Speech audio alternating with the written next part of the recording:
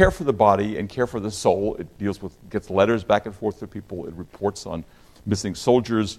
It finds displaced persons, but it stays out of the politics of it. So it's just being good. It's just the human in humanitarianism. And it's meant to be all humans. So eventually there are Red Crescent organizations, and by the 1920s, it's a worldwide organization with 150, now it's over 150 members. Okay, so that's the one version of the humanitarian story.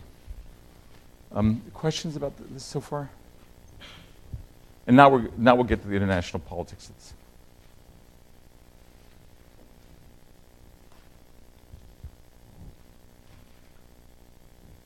Everyone happy?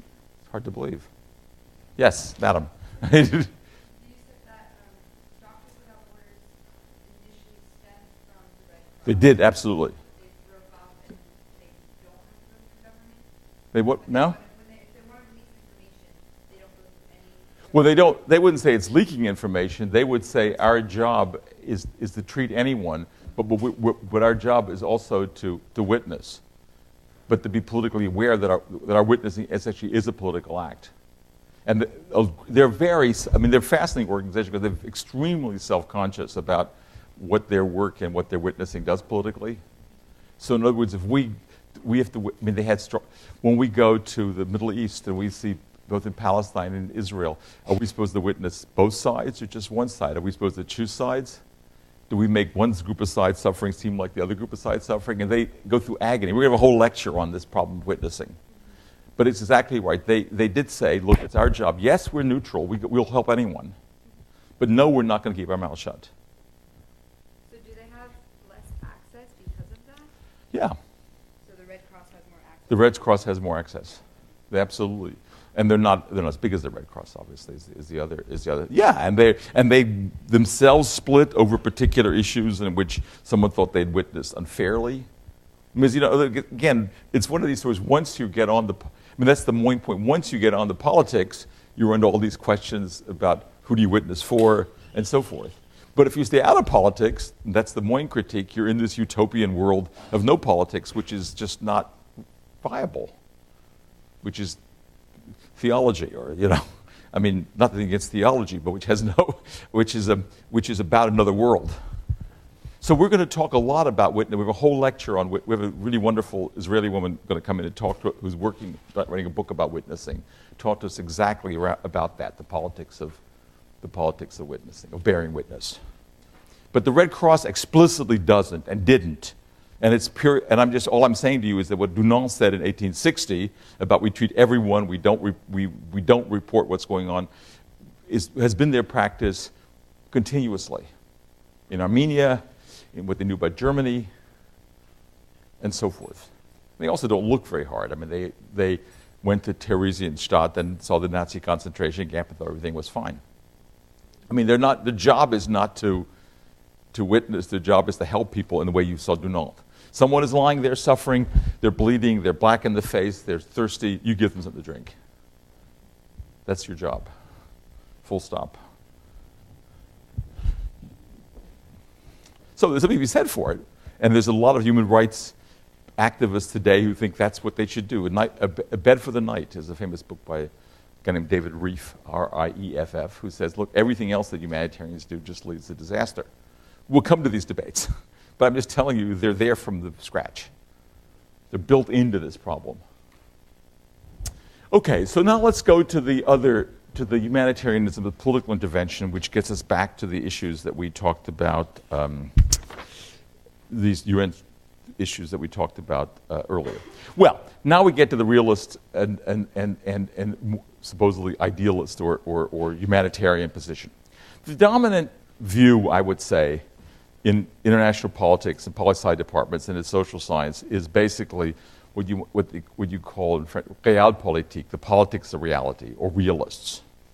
It basically says that, look, in potentially world politics relation between nations is chaos. There is no higher authority.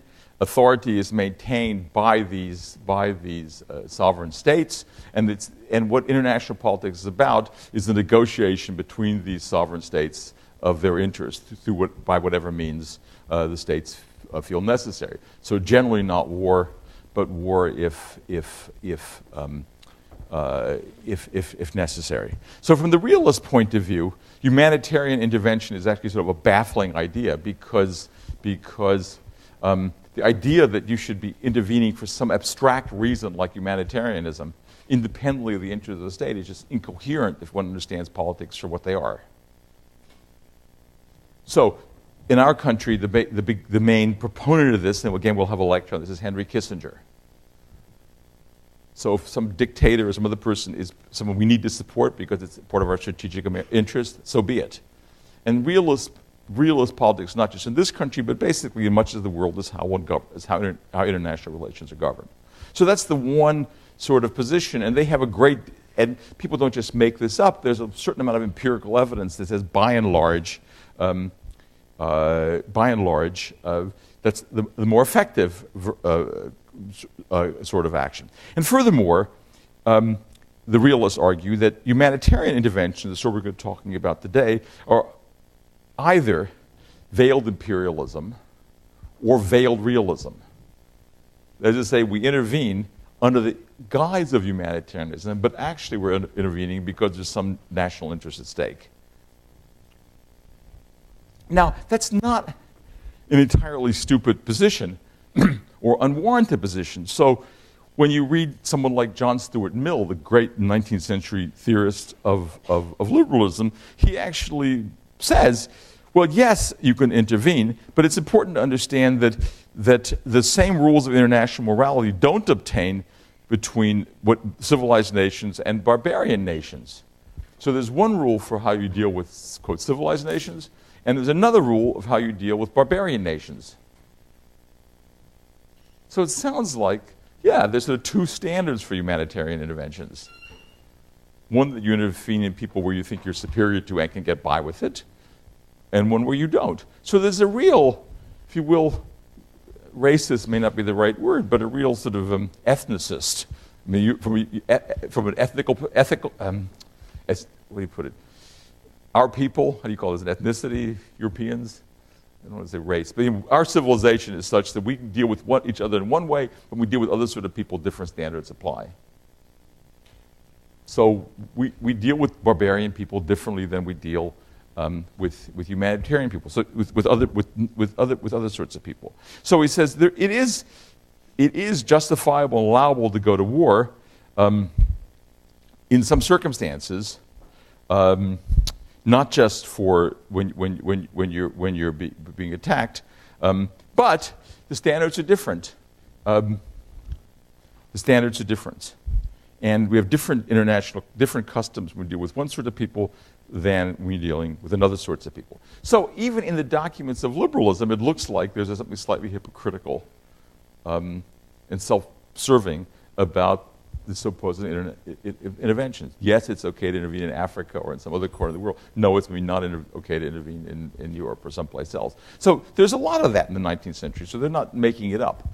On the other hand, Gary Bass, whom you've read, and I think the document that you see before you suggests that no, there actually are sort of cases in which states do intervene and rightly intervene in the affairs of other states based on humanitarian grounds, even when it's manifestly not in their self-interest. And the two cases that you're talking about today, which is the Greek case and the Bulgarian case, are both cases in which British national self-interest was not to support the causes that the humanitarians wanted to support. Because the politics of this part of the world is, let's see, do we have our map here? I'm sorry. Can we just get a map here? Let me see. Is the Ottoman map coming here?